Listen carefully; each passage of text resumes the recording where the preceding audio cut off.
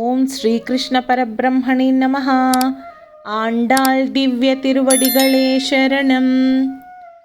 5వ రోజు పారాయణము 5వ పాశురము.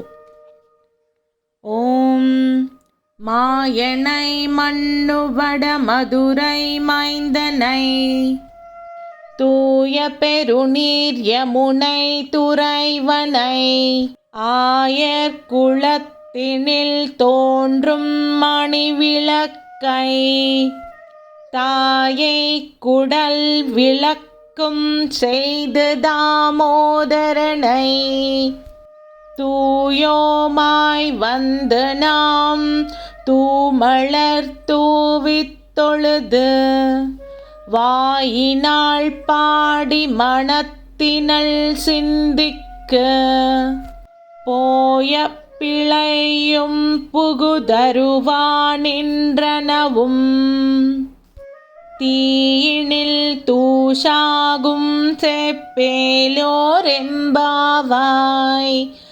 ஆண்டாள் திவ்ய திருவடிகளே சரணம்.